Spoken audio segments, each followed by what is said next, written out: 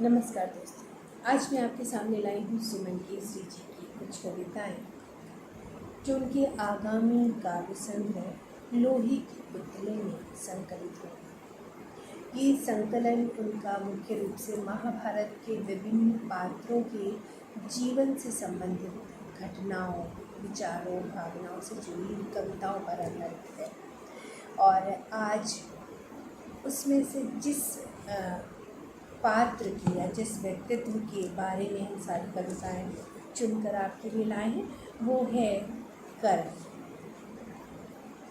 दोस्तों, कहते हैं कि मृत्यु के क्षण जीवन का पूरा घटना चक्र, पूरा का पूरा जीवन ही एक चलचित्र की तरह हमारे आंखों के सामने घूमने लगता है।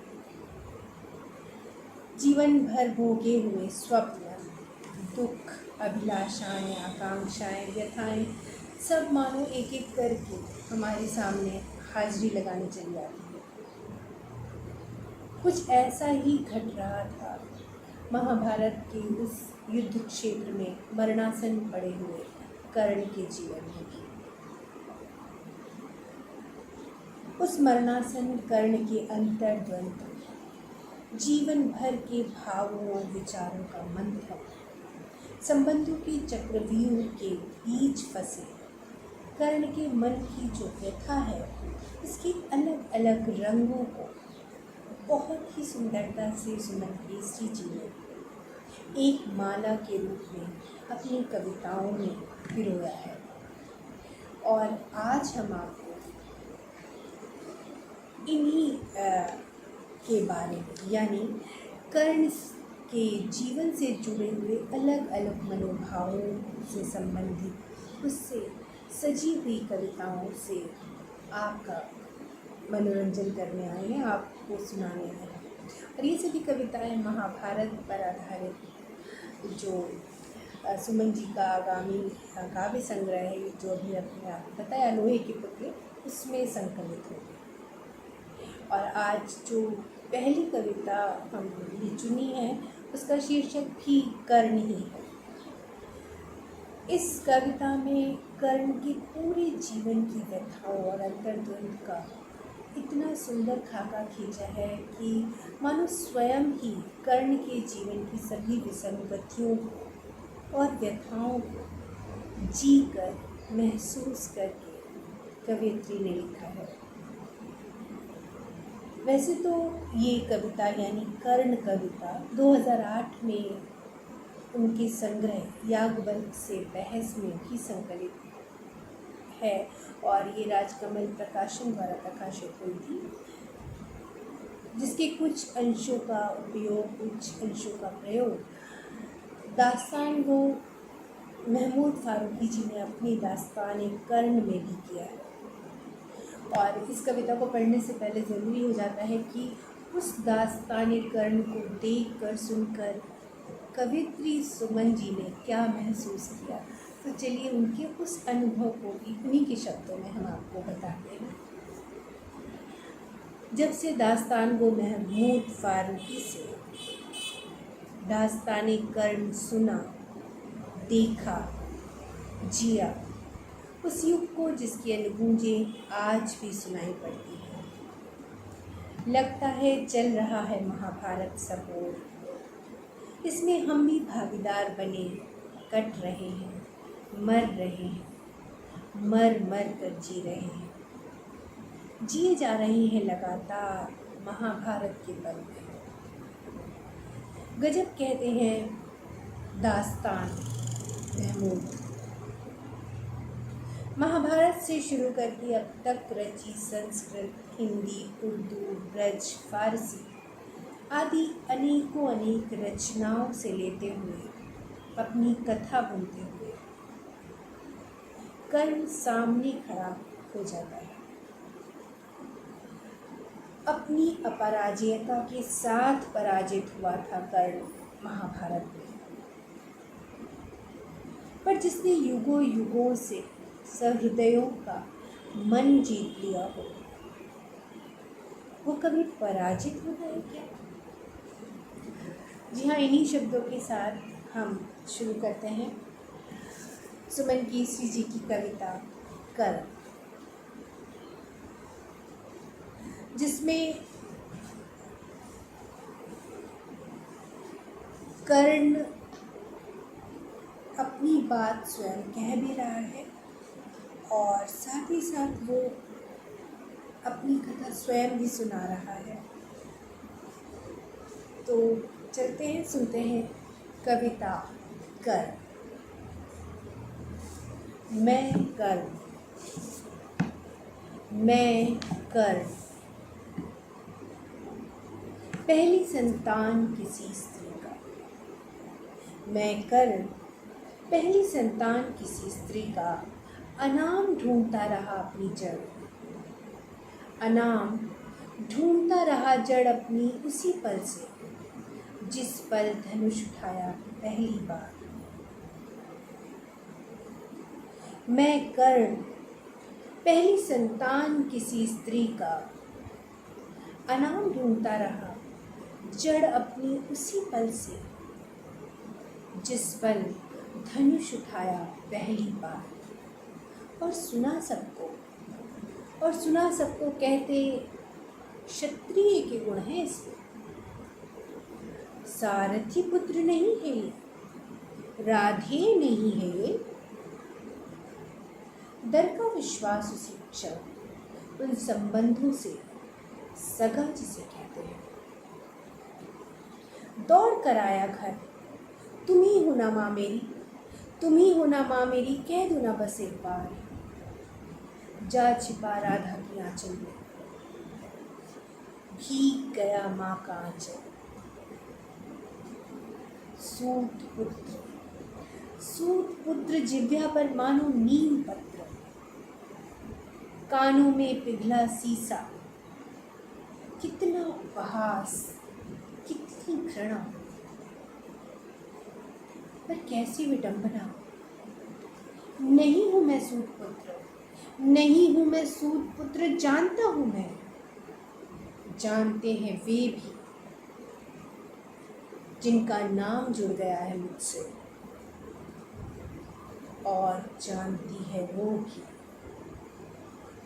जिसने मुझे छोड़ दिया जन्मते ही। तिरस्कार की इस ज्वाला में जलने को आजन्म जाने क्यों कर। सुना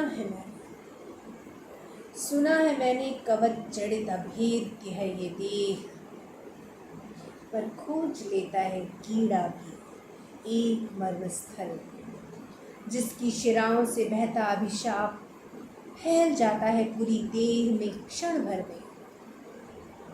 आह आह, नहीं हूँ ब्राह्मण मैं, नहीं हूँ ब्राह्मण मैं, सो भूल जाऊंगा ब्रह्मास्त्र ज्ञान। उस पल जब ज़रूरत होगी उसकी सर्वाधिक, यही अभिशाप है गुरु का। धस जाएगा जीवन रथ बीच समर में, धस जाएगा जीवन रथ बीच समर में। ब्राह्मण जिसका वेश धर मांग ले गए कवच कुंडल इंद्र स्वयं, पिता अर्जुन के फिर से स्मरण हुआ अभिशाप ब्राह्मण का। निःशब्द अर्जुन हो श्रेष्ठ धनुर्धर, सो गंवा बैठा एकलव्य अंगूठा दाहिना, और उपहासित हुआ सभा में यह सूत पुत्र। जान गया जन्म से नहीं, कर्म से भी नहीं, संबंधों से तय होती है नियति। इसी का भार चुकाया द्रौपदी ने सभागार में, अभिमन्यु ने व्यूह ने, प्रतिद्वंदी अर्जुन विजेता द्रौपदी का, पिता अभिमन्यु का।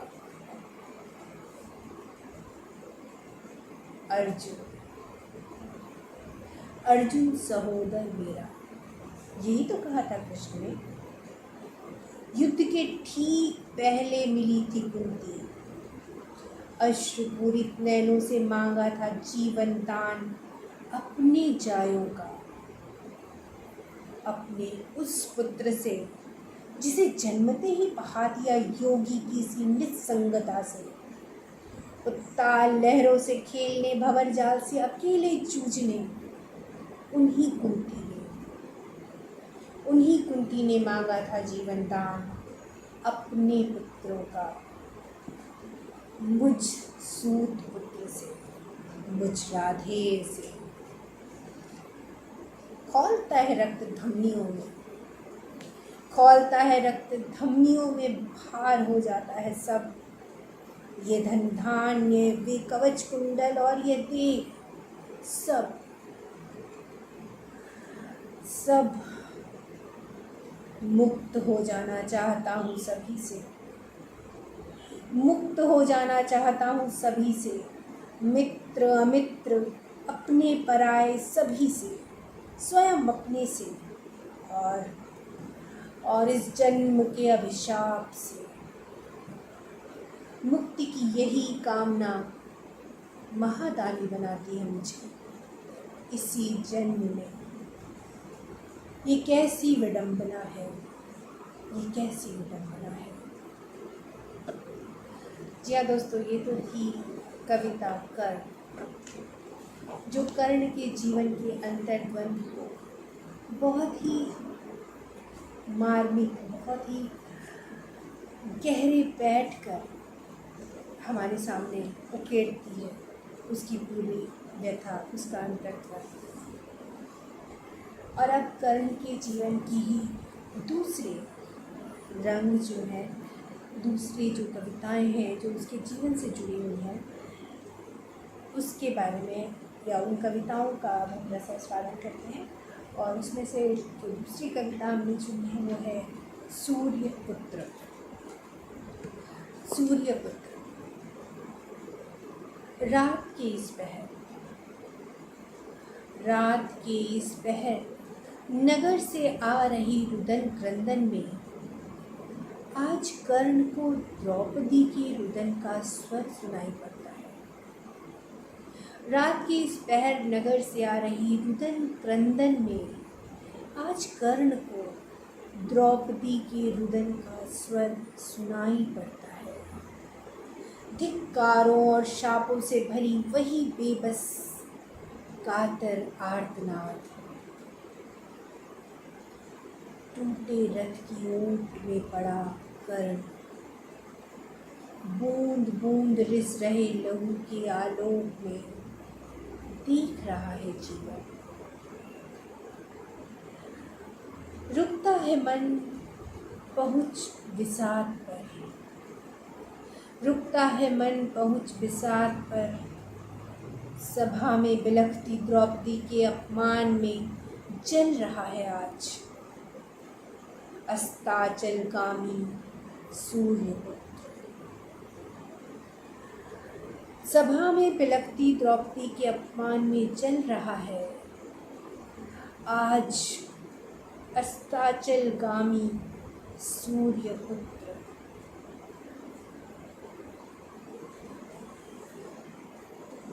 और मरणासन अवस्था में कर्ण की स्मृतियों में जब द्रौपदी की झलक कौंधती है तो एक और रूप, एक और स्वरूप सामने आता है। जल में क्रीड़ा करती है द्रौपदी, जल में क्रीड़ा करती है द्रौपदी, सपने में कर्ण के। जल में क्रीड़ा करती है द्रौपदी, सपने में कर्ण के। स्वेद तन कर्ण छूता है उसे उंगली की कोर से। स्वेद तन कर्ण छूता है उसे उंगली की कोर से। कमल की पंखुड़ी सा रूप पीता है नैनों से। कमल की पंखुड़ी सा रूप पीता है नैनों से।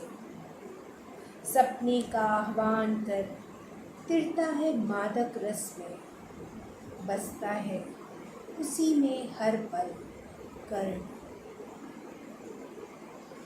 स्वयंवर के बाद अधसूखी लकड़ी सा जलता धुंधुआता है कर्ण जीवन भर। स्वयंवर के बाद अधसूखी लकड़ी सा जलता धुंधुआता है कर्ण जीवन भर।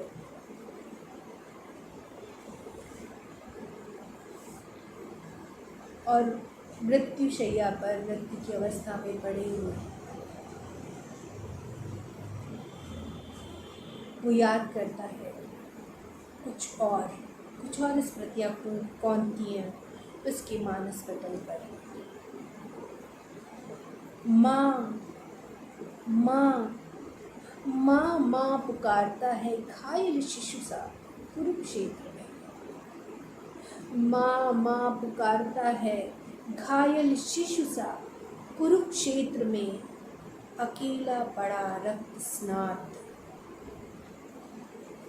राधा के कलेजी की हूक, कुंती की आंखों से लहू बन बहती है रह रह। राधा के कलेजे की हूक, कुंती की आंखों से लहू बन बहती है रह रह। व्याकुल हो वो खींचती है वक्ष पूरे प्राणपन से, पुकारती है कर्ण ओ कर्ण, पुकारती है कर्ण ओ कर्ण।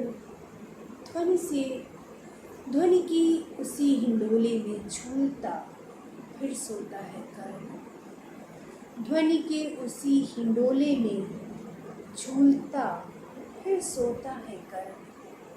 आश्वस्ति की गहरी नींद कुंती अब देखा करती है शिशु कर्ण को अहर्निश। कुंती अब देखा करती है शिशु कर्ण को अहर्निश। और अब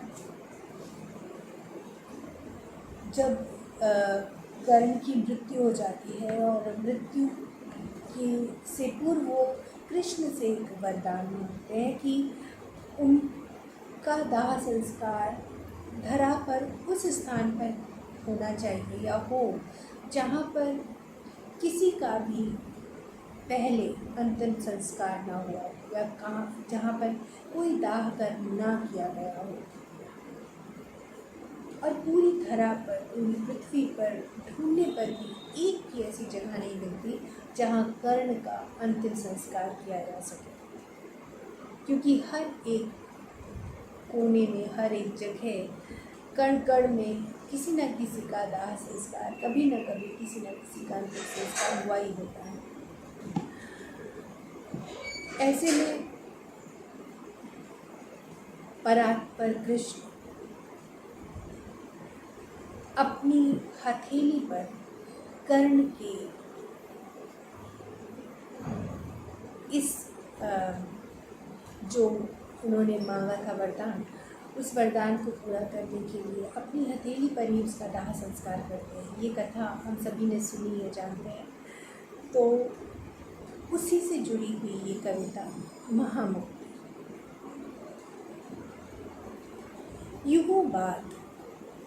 युगों बाद आज परात्पर की दाईं हथेली में घाव की पीड़ा रह रह कर उभरती है। युगों बाद आज परात्पर की दाईं हथेली में घाव की पीड़ा रह रह कर उभरती है।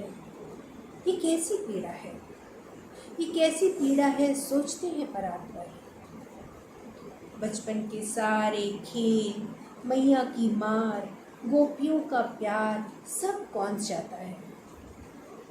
पर ऐसी दाह, हैरान है परात्पर, कहीं ये पूतना का विष तो नहीं जो फूट रहा है अब हथेली पर, या कि कालिया की फुदकार, कहीं ये युद्ध में उठाए रथ के पहिए की चोट तो नहीं, या अश्वत्थामा पर फेंके ब्रह्मास्त्र का प्रभाव। आह, किसी दुखिया का शाप है शायद।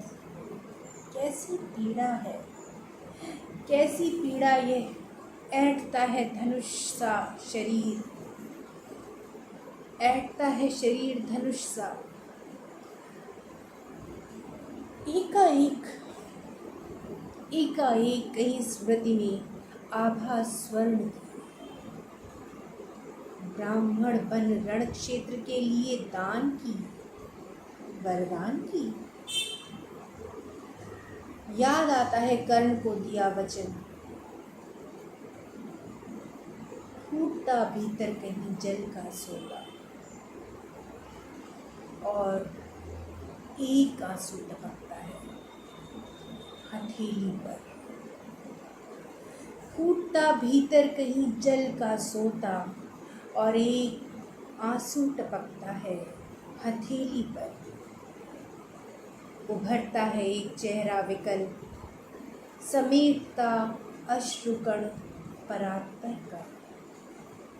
अंतिम अर्घ्य सा, समेटता अश्रुकण परात्पर का अंतिम मर्घ सा।